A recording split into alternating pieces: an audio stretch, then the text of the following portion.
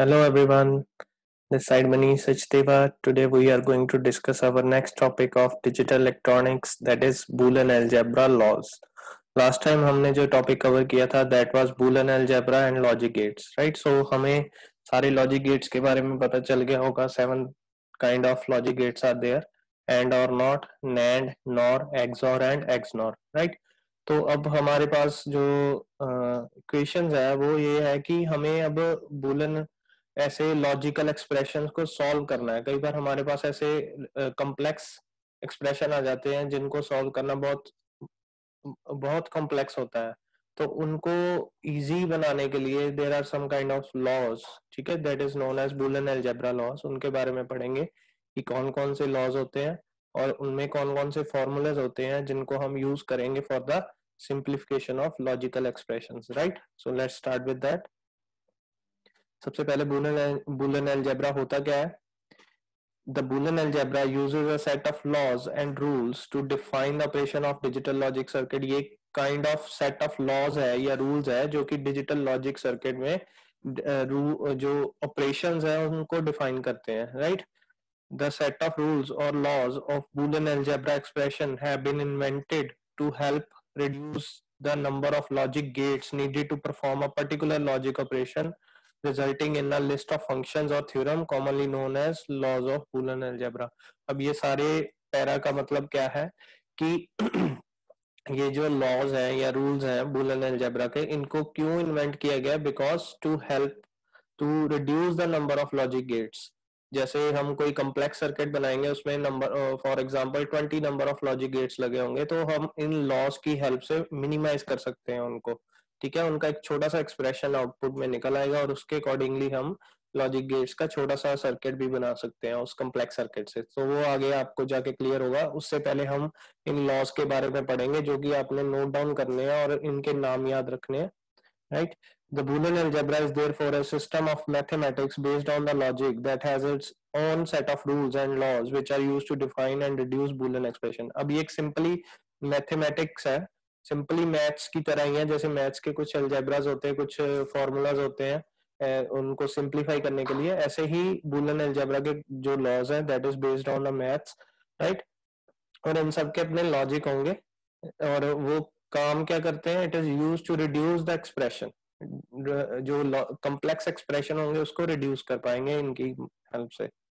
The variable used in Boolean algebra only have one of two possible value. अब जितने भी variables use करेंगे हम बूलियन अलजेब्रा में उनकी दो ही वैल्यू होगी, आइदर 0 और 1, ठीक है, किसी भी वेरिएबल की. बट जो एक्सप्रेशन होगा that can have more number of variables, that can be A B C D, that can have infinite number of variables, but हर वेरिएबल की सिर्फ दो ही वैल्यूज होंगी, राइट? तो ये हमने याद रखना. Next, these are the different laws used for the Boolean algebra simplification, ठीक है जी. ये आपने याद रखने 6 तरह के बूलियन लॉज हैं. One is commutative law, associative law, distributive law, and law, or law, inversion law, right? I am repeating that: commutative law, associative law, distributive law, and law, or law and inversion law. इनके बारे में हम एक एक करके describe करेंगे इन सबको. सबसे पहले हम पढ़ेंगे कॉम्यूटेटिव लॉ. ये आप नोट डाउन कर लीजिए, इसकी स्टेटमेंट है: the commutative law states that the interchanging of the order or sequence of variable in a Boolean equation does not change its result. अब ये दो एग्जांपल्स हैं इसके कॉम्यूटेटिव लॉ के: a plus B is equal to b plus A. For example ये अब हमें ये एक्सप्रेशन जो है ये और का एक्सप्रेशन है, तो मैं यहाँ पे एक और गेट बना रहा हूँ, ठीक है. इसको हम ऐसे जस्टिफाई कर सकते हैं कि अगर मेरी एक इनपुट ए है, सेकंड बी है, और हो जो भी हमारी आउटपुट आएगी दैट इज इक्वल टू, अगर मैं बी को ऊपर ले जाऊं और ए को नीचे ले जाऊं वो उसके सेम सिमिलर ही होगी, ठीक है. That doesn't change. मतलब हम सीक्वेंस अगर चेंज कर भी दें, दोनों वेरिएबल्स का आपस में इंटरचेंज कर दें, there will be no change in the results. ये कम्यूटेटिव लॉ का कहना है, राइट? अब सिंपल है, उन्होंने बोला interchanging of the order or sequence of variables in equation does not change its result. So ये हमारा पहला a प्लस बी को हम b प्लस ए भी लिख सकते हैं. सेम सिमिलर काइंड में हम एंड गेट में भी इसको अप्लाई कर सकते हैं। उसमें क्या है, अगर मेरे पास ये एक एंड गेट है और इसकी जो इनपुट्स हैं that is A and B, जो भी रिजल्ट आएगा वो इक्वल होगा अगर मैं एक एंड गेट बनाऊं बट इसमें बी ऊपर लिख दूं और ए नीचे लिख दूं, मेरे पास जो रिजल्ट आएगा that is same with the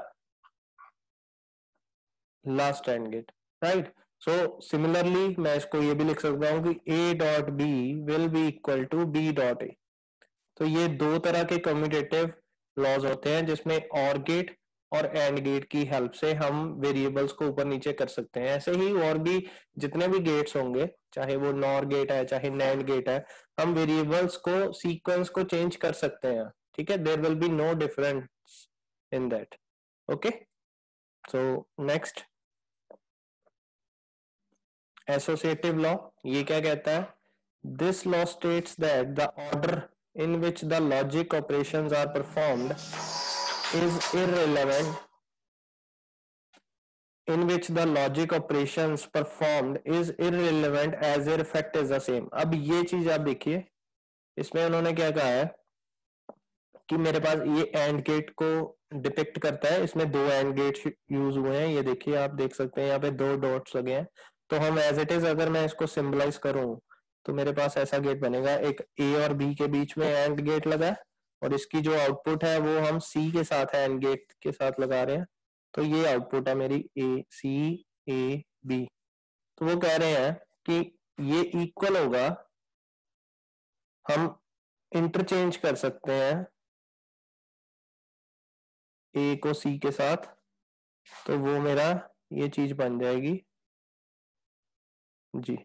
अब यहाँ पे ए बी सी, ठीक है। तो ये चीज सिमिलर है, दोनों left hand side and right side are the same, मतलब ए डॉट बी ये दोनों के बीच में एंड गेट लगा है, इसको एंड गेट दिया सी के साथ, वो सिमिलर होगा पी और सी के साथ एंड गेट लगा के उसको ए के साथ एंड गेट, मतलब इसमें ए और सी आर इंटरचेंजिंग इटसेल्फ, तो आंसर विल बी सेम, ठीक है। There will be no change in the result.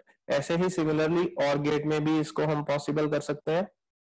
जो यहाँ पे वैल्यू आएगी, यहाँ पे देखिए आप कि और गेट लगा है,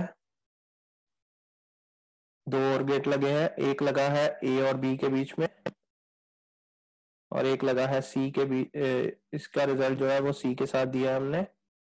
तो जो आउटपुट आएगी दैट इज ऑल सेम, वो क्या आएगी ए प्लस बी, ये यहाँ पे आउटपुट इज प्लस सी, ठीक है। तो ये सिमिलर होगा यहाँ पे बी सी, ठीक है, और यहाँ पे इसकी आउटपुट जो है वो ए को दे दे तो हमारे पास ये इक्वल हो जाएगा इसके, राइट। सो बेसिकली हम इंटरचेंज कर सकते हैं ब्रैकेट वाले ए को हम सी के साथ, सी को ए के साथ, तो आंसर विल बी सेम, ठीक है। The order in which the logic operations are performed is irrelevant as their effect is the same। तो ऑर्डर कोई भी हो, हम अगर सेम ऑपरेशन परफॉर्म कर रहे हैं मोर देन वन वेरिएबल के साथ तो the answer will be same, ठीक है।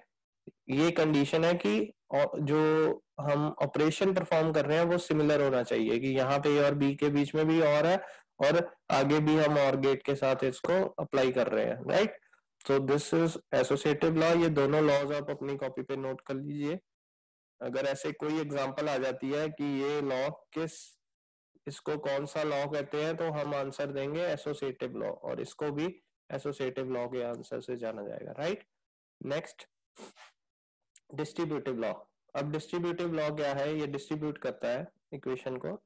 It states that the multiplication of two variables and adding the result with the variable will result in the same value as multiplication of addition of the variable with individual variables।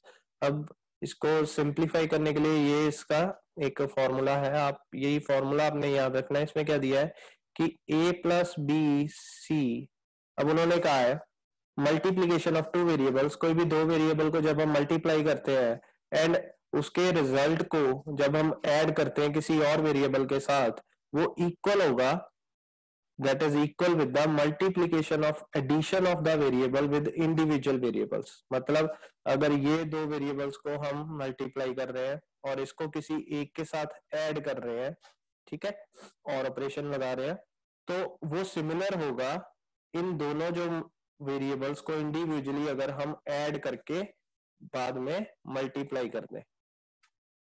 ठीक है, तो that is equal to A plus B plus A plus C. ठीक है, इसका मैं अभी आपको logic circuit बना के दिखाता हूं, देन आई विल प्रूव कि these both are the same things.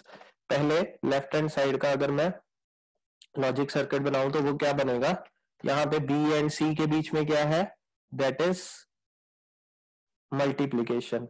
That means यहाँ पे एक एंड गेट लगा है, ठीक है, और ये बी एंड सी है। ओके, और आगे बी सी के बाद में ए के साथ उसको और गेट लगाया है, तो मैंने यहाँ पे एक और गेट लगा दिया ए के साथ।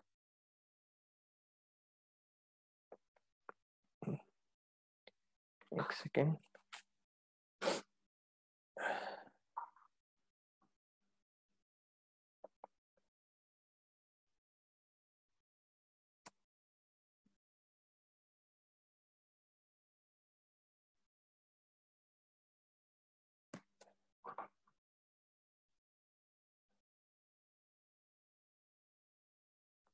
जी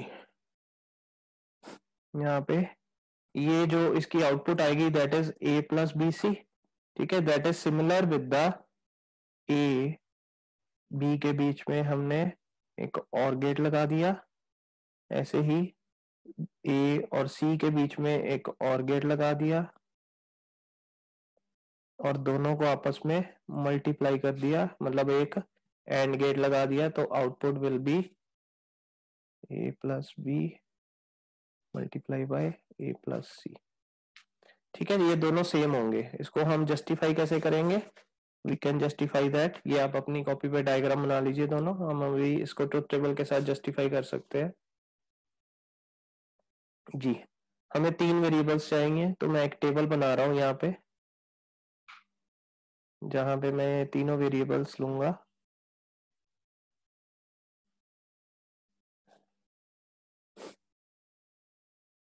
ए बी एंड सी, ये 3 वेरिएबल्स मैंने यहाँ पे ले लिए। ठीक है जी, अब हम इसके 3 वेरिएबल्स के जो कॉम्बिनेशन बनेंगे वो क्या बनेंगे, 0 0 0 0 0 1 0 1 0 0 1 1 1 0 0 1 0 1 1 1 0 1 1 1, ये टोटल 8 कॉम्बिनेशंस बनेंगे, राइट।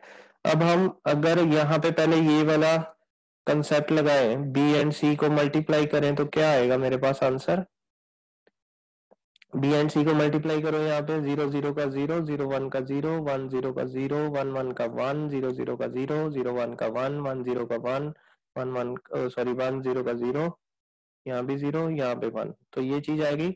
आगे हम इसको ए के साथ अगर मल्टीप्लाई करें इस बी सी को, तो मेरे पास टोटल ए प्लस बी सी आ जाएगा, वो आएगा। अब ये बी सी है मेरे पास और ये ए है, ठीक है, इन दोनों को अगर मैं यहाँ पे मल्टीप्लाई कर प्लस कर रहा हूँ और ऑपरेशन कर रहा हूँ इसका और इसका, तो आंसर आएगा 0 plus 0 is 0 0 plus 0 is again 0 0 plus 0 is again 0 1 plus 0 is 1 0 plus 1 is 1 1 plus 0 is 1 1 plus 0 is 1 1 plus 1 is 1, तो ये मेरे पास ए प्लस बी सी का रिजल्ट आ गया। अब मुझे चाहिए ए प्लस बी और ए प्लस बी ए प्लस सी दोनों को मल्टीप्लाई करके सेम रिजल्ट आना चाहिए इसके अकॉर्डिंगली। तो सबसे पहले मैं ए प्लस बी का रिजल्ट यहाँ पे देखता हूँ, वो कैसे देखेंगे हम, ए और बी को ऐड करके देखेंगे, यहाँ से ए एंड बी दिया हुआ है, ए प्लस बी दोनों को 0 0 को ऐड किया 0 0 प्लस 0 अगेन 0 0 प्लस 1 को 1 0 plus 1 1 1 plus 0 1 1 plus 0 1 1 plus 1 1 1 plus 1 1। ठीक है, ये हमें और गेट का पता है कैसे करते हैं हम। ऐसे ही सिमिलरली ए प्लस सी को निकालना हमने, वो कैसे निकालेंगे,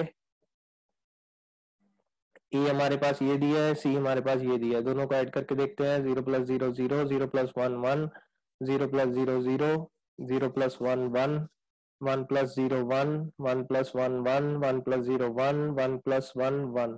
अब हमारे पास ए प्लस बी भी आ गया प्लस सी भी आ गया, दोनों को अगर मैं मल्टीप्लाई करूं, ठीक है जी, तो मेरे पास मतलब दोनों को एंड ऑपरेशन परफॉर्म करूं, तो मेरे पास रिजल्ट क्या आएगा, इन दोनों को मल्टीप्लाई करके देख लीजिए आप।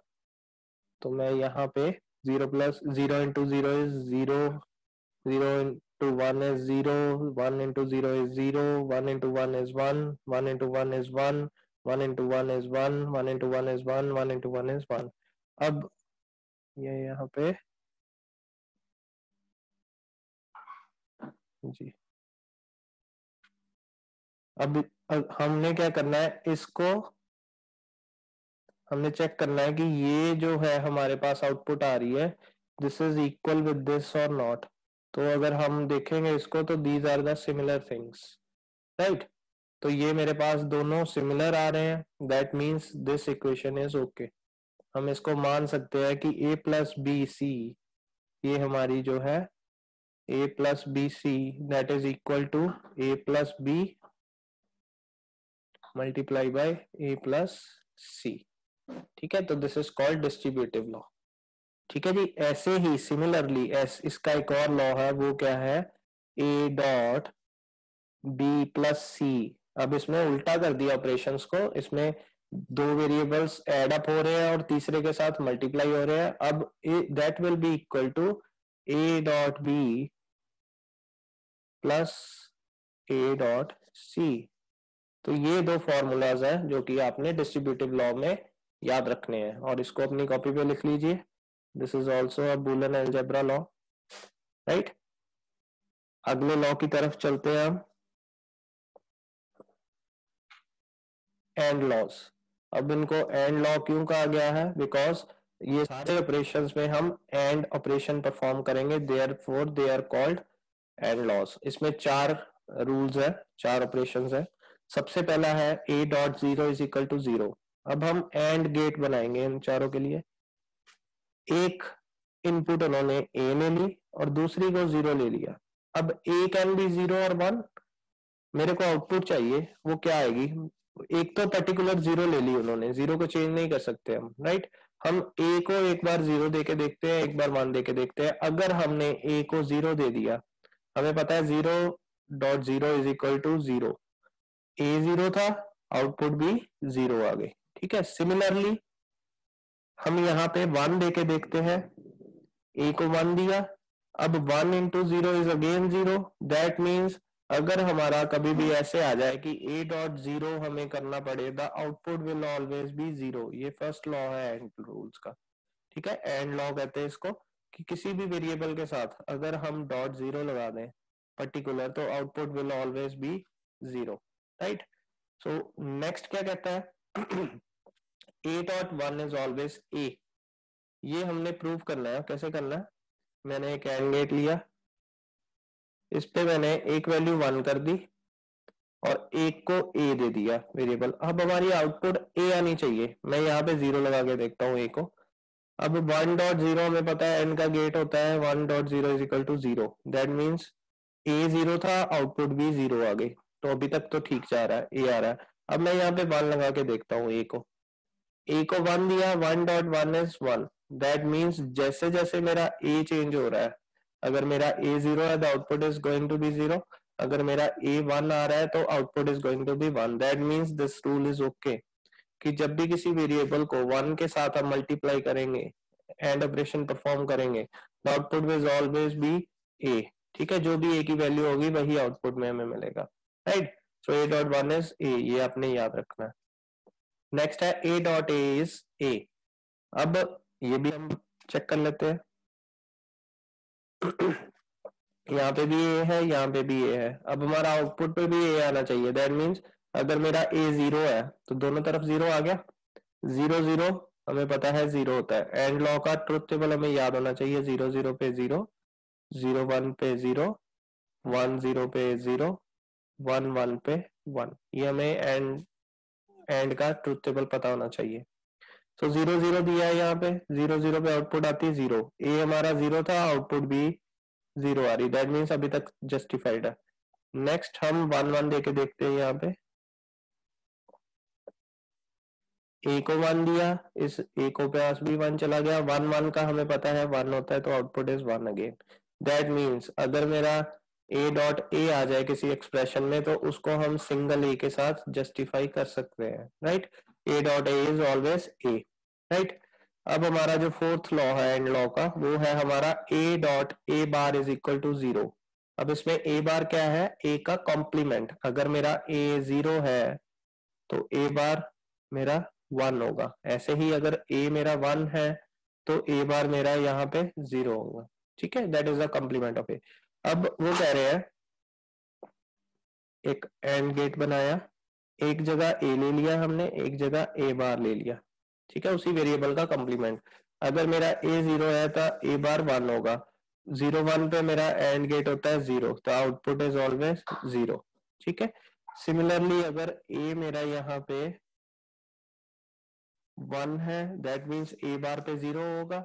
अब ए बार पे जीरो है, वन जीरो पे मेरा एंड गेट होता है जीरो, तो यहाँ पे अगेन जीरो आउटपुट आ गई। दैट मीन्स वो ये लॉ को प्रूव करता है कि A dot A bar is equal to zero होगा। अब एक्सप्रेशन में जरूरी नहीं कि ए ही होगा, वो ये भी हो सकता है सी इंटू सी बार, तो हम इसको इज इक्वल टू जीरो कर सकते हैं। Variable name can be any one, anything. ठीक है, ए भी हो सकता है, एक्स भी हो सकता है, बी भी हो सकता है, डी भी हो सकता है, एनीथिंग।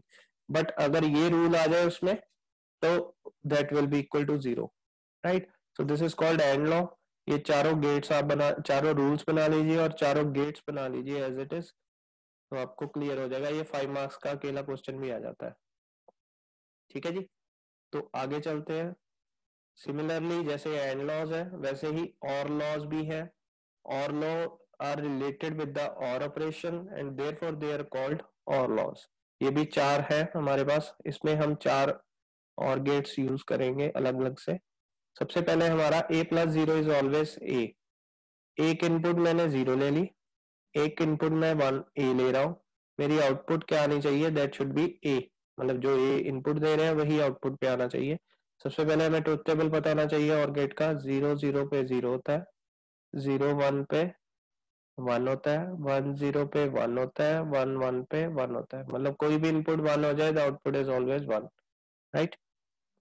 सो ए जीरो। अब ए एक बार जीरो दे के देखते हैं, जीरो जीरो पे हमारा जीरो होता है, that is equal to A again. ठीक है, अब दूसरी बार मैं यहाँ पे वन दे के देखता हूँ तो मेरी आउटपुट वन आनी चाहिए। वन प्लस जीरो पे हमारा जो और गेट होता है वो वन होता है, that means it is okay कि जो भी ए की वैल्यू होगी अगर हम उसको और करेंगे with the zero, the output is always A. A plus zero is always A, ये आपने याद रखना है, right. Second formula is A plus one is one, always one. एक इनपुट मेरी वन है और दूसरी जो भी हो वेदर जीरो और one, the output will always be one. कैसे प्रूव करते हैं, ए को जीरो मान के चलते हैं, zero plus one is that is one.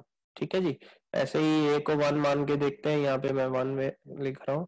One plus one, one one का OR gate is equal to one, that means चाहे ए जीरो हो चाहे वन हो, अगर हमारे पास ऐसी ऑप्शन आ रही है किसी भी एक्सप्रेशन में ए प्लस वन, तो हम उसको ए लिख के सॉरी वन लिख के चलेंगे। ठीक है, उसको वन मान लेंगे। So that is second law, ये अपने याद रखना। Next is A plus A is always A, right. कि दोनों की जो इनपुट्स है अगर सिमिलर है तो आउटपुट भी वही आएगी जो इनपुट होगी। यहाँ पे ए ले रहा हूँ, यहाँ पे ए ले रहा हूँ, अगर मेरी यहाँ पे जीरो है ए की वैल्यू, यहाँ भी जीरो होगी, तो zero plus zero is always zero, हमें पता है। अगर ए की वैल्यू वन है यहाँ पे तो यहाँ भी वन होगी। ए वन है, बी वन है, तो सॉरी ए वन वन है तो वन वन पे हमारी वैल्यू आती है वन। दैट मीन्स अगर मेरी इनपुट जीरो है तो आउटपुट इज जीरो, अगर मेरी इनपुट वन है तो आउटपुट इज ऑलवेज वन। तो ये होता है हमारा थर्ड और गेट का लॉ, राइट राइट। नेक्स्ट है हमारा A plus A bar is equal to one. Always यहाँ पे ए और यहाँ पे ए बार ले रहा हूँ और इसका रिजल्ट वन आना चाहिए दोनों बार। अगर मेरा ए जीरो है तो ए बार वन होगा, जीरो वन का यहाँ पे बनता है वन। ठीक है, वन आ रहा है। अगर मेरा ए वन है यहाँ पे ए वन लगा रहा हूँ और ए बार जीरो लगा रहा हूँ, तो उस टाइम पे वन जीरो का भी अगेन वन बन रहा है, तो output is always one. So this proves that A plus A bar is equal to always one. ठीक है, तो ये चारों लॉज है और के रिलेटेड, तो आपने ये चारों नोट कर लेने with the logic circuit also, ये जो मैंने नीचे बनाए हैं, राइट। तो ये हमारा और लॉज भी कंप्लीट हो गया। नेक्स्ट हमारा है यहाँ पे, सॉरी, इन्वर्जन लॉ लिख लीजिए, ये गलती से और लॉ रह गए यहाँ पे आप नोट कर लीजिए inversion law, right. Inversion law क्या होता है? This law uses the not operation, inversion means not gate, ठीक है। तो this inversion law states that double inversion of a variable results in a original variable itself. अगर किसी भी variable के ऊपर डबल इन्वर्जन आ गया तो that will be equal to original variable. अगर मेरे पास a की वैल्यू यहाँ पे 1 है तो हमें पता है कि a बार की वैल्यू क्या होगी, that is complement of a, that is 0। अगर मैं a बार बार कर दूं तो अगेन कॉम्प्लीमेंट कर देगा a बार को, तो वो वापस आ जाएगी a1 के ऊपर, ठीक है। That means a bar bar is equal to a, तो ये याद रखना है आपने। ऐसे ही हम b बार बार को इक्वल कर सकते हैं b के, ऐसे ही d बार बार को इक्वल कर सकते हैं d के, ठीक है, ओरिजिनल वेरिएबल के साथ। तो that is the inversion law. यहाँ पे और काट के इन्वर्जन लिख लीजिए, आप अपनी कॉपी में नोट कर लीजिए, right. So these are basically 6 kind of names of that Boolean algebra laws, right? तो I hope आपको ये याद हो गया हो। तो अभी क्या करना है आपने, ये 6 नाम तो है बट कई बार ऐसे होता है कि पेपर में ये आप पहले ये लाइन याद रखते हैं, each of the Boolean law above are given with just a single or two variables but the number of variable defined by a single law is not limited to this as there can be an infinite number of variables as inputs to the expression। वो कह रहे हैं कि जरूरी नहीं कि यहाँ पे मैंने 2 वेरिएबल्स लिए हैं किसी भी लॉ को जस्टिफाई करने के लिए कि सिर्फ 2 ही वेरिएबल यूज होंगे, it can be any number of variables, ठीक है, in the expression. These Boolean laws detailed above can be used to prove any given Boolean expression as well as for simplifying complicated digital circuits। तो उन्होंने कहा है कि ये जो सारे laws हैं, these are used to simplify basically the complex logical expressions, right। इसके रिलेटेड हम आगे एग्जांपल्स भी करेंगे, उससे आपको और क्लियर हो जाएगा ये लॉस कैसे लगाने हैं।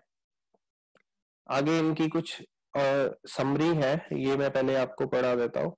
समरी में क्या है, इनके और नाम भी होते हैं, ये जैसे यहाँ पे नाम दिए हुए हैं कि a+1 इज इक्वल टू 1, ठीक है, ये हमने याद रखना है। ये लॉज आप समरी में याद रख लीजिए, और इसको हम एनलमेंट लॉ भी कहते हैं, इनके अलग नाम भी है, तो ये भी आपने याद रखने। कई बार पेपर में आ जाता है एनलमेंट लॉ क्या होता है, तो हमें याद होना चाहिए। एक a+1 इज इक्वल टू 1, ऐसे ही similarly a.0 is equal to 0, ये दोनों एनलमेंट लॉ है। आइडेंटिटी लॉज होते हैं दो, वो क्या होते हैं, a+0 is a, a+1 a.1 is a, ठीक है। तो ये आइडेंटिटी लॉ है, राइट, दोनों। आगे दो इंडेम्पोटेंट लॉ है, वो कौन कौन से होते हैं, a+a is equal to a.a is equal to a, ये दोनों इंडेम्पोटेंट लॉ भी बोलते हैं इन दोनों को, ये बहुत इंपॉर्टेंट है। डबल निगेशन लॉ क्या होता है, not a is equal to a, ठीक है जी, नॉट a बार मतलब 2 bar not a, double A के ऊपर डबल नेगेशन लगा हुआ है, that is equal to A, ठीक है, तो उसको बोलते हैं डबल निगेशन। कंप्लीमेंट लॉ ये ऑलरेडी हम पढ़ चुके, a+a इज इक्वल टू 1। आगे कंप्लीमेंट एक और होता है, a.a is equal to 0, right. यहाँ पे सॉरी, कंप्लीमेंट में ये होगा a+a बार, यहाँ पे बार लगा लीजिए, तो ऐसे ही a.a bar is equal to 0, ये कंप्लीमेंट लॉ है। दो लॉज हमारे कम्यूटेटिव होते हैं, वो होते हैं a+b is equal to b+a, a.b is equal to b.a, और कंप्लीमेंट लॉ के अंदर ये भी आएगा a bar is equal to 0, ये ऑलरेडी यहाँ पे दिया हुआ है, ठीक है, तो ये सिमिलर है।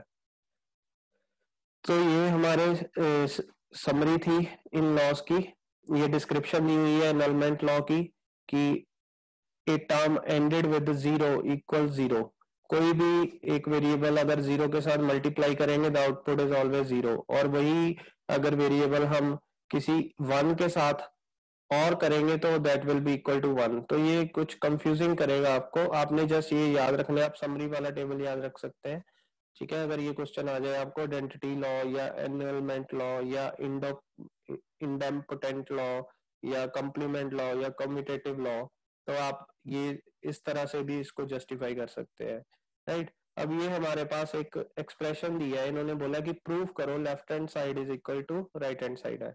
अब लेफ्ट हैंड साइड हमारे पास क्या दी हुई है, ए प्लस ए बार बी, इसको सिंप्लीफाई कर दिया उन्होंने ए प्लस बी। अब प्रूव करना है कि ये सेम है कि नहीं। तो लेफ्ट हैंड साइड को उन्होंने एल्जेब्रिकली कैसे लिखा है, ए प्लस ए बार बी है, उसको उन्होंने ए को, हमें पता है कि A plus one, sorry A dot one is always one होता है, right. A dot one is always A, ये हमें पता है। तो उन्होंने क्या किया, इस ए को पहले दो डिवाइड कर दिया, डिस्ट्रीब्यूट कर दिया, A dot one plus A bar B, ठीक है, इसको एज इट इज रहने दिया। अब उन्होंने क्या किया आगे, हमें उनको पता है कि A plus B is equal to one होता है, ठीक है। कोई भी वेरिएबल अगर A plus one is equal to one होगा हमेशा, दैट मीन्स उन्होंने इस वन को, ये जो वन है इसको उन्होंने आगे ऐसे लिख दिया वन प्लस बी, तो दैट इज ऑलवेज वन, ये और ला कहता है, आगे इक्वेशन ऐसे ही लिख दी ए बार बी, ठीक है। अब इन्होंने इसको ओपन कर दिया, ओपन किया तो क्या आ गया, इसको मल्टीप्लाई किया ए को वन के साथ, तो ए डॉट वन इज ऑलवेज ए को बी के साथ मल्टीप्लाई किया तो ये आ गया हमारे पास ए बी, ठीक है। आगे third equation as it is है ए बार बी, राइट। अब इन दोनों इक्वेशन में अगर देखें तो बी इज कॉमन, तो दैट मीन्स बी कॉमन है, बी बार ले लिया, अंदर रह गया हमारे पास ए प्लस ए बार, ओके। तो ये A plus A bar is always one, ये हमें और लॉ ने सिखाया है। तो मेरे पास आउटपुट क्या रहेगी, A plus B dot one, ठीक है। अब हमें पता है B dot one is always B, right, ये एंड लॉ ने सिखाया है। तो मेरे पास ए प्लस बी रह गया। अब ये A plus B is equal to right hand side, that means हम, अगर मैं यहाँ से क्या साबित क्या करना चाहता हूँ कि मेरे पास अगर एक लॉजिक सर्किट है जिसमें ये ए, दो वेरिएबल्स लिए इन्होंने A and B, A bar B को एंड गेट किया है, तो मैं पहले ए को ए बार बनाऊंगा वो नॉट गेट से, ये मेरा ए है, यहाँ पे ए बार बन जाएगा, इसको एंड किया है बी के साथ, ठीक है। तो यहाँ पे मेरी आउटपुट आ रही है ए बार बी, इसको आगे और किया है ए के साथ, तो ये ए से पॉइंट उठाया, इसको आगे और कर देते हैं हम जी। तो यहाँ पे आउटपुट आ गई मेरे पास ए प्लस ए बार बी, ठीक है। अब ये एक कॉम्प्लेक्स सर्किट लग रहा है मुझे, इसको सिंप्लीफाई करने के लिए लॉज यूज किए हमने, और उसके अकॉर्डिंगली ये आउटपुट आ रही है, जो कि हमें सिंपल ए एंड बी को और गेट के साथ अटैच कर दो, वो सिमिलर आउटपुट रिजल्ट देगा इसमें, तो ये सेम होंगे दोनों। अब ऐसे ही काफी सारे आपको लॉजिकल एक्सप्रेशन आएंगे जिसमें लेफ्ट हैंड साइड को राइट हैंड साइड से मैच करेंगे, हम उसको सिंप्लीफाई करने के लिए करेंगे कि ये कम्प्लेक्स से कम्प्लेक्स सर्किट को हम सिंप्लीफाई एक गेट के साथ कैसे जस्टिफाई कर सकते हैं, राइट। ऐसे ही इन्होंने ट्रुथ टेबल के अकॉर्डिंगली भी इक्वल बताया दोनों को, ठीक है। तो आप इसको भी as it is note down कर लीजिए, आगे हम ऐसे काफी सारे एक्सप्रेशंस को यूज करेंगे जिसमें ये लॉज को इम्प्लीमेंट करेंगे। So these laws are very important part of the chapter as well as subject, right. So अगर कोई भी दिक्कत हो इस टॉपिक में, we can talk about that in that online session, right? So thank you.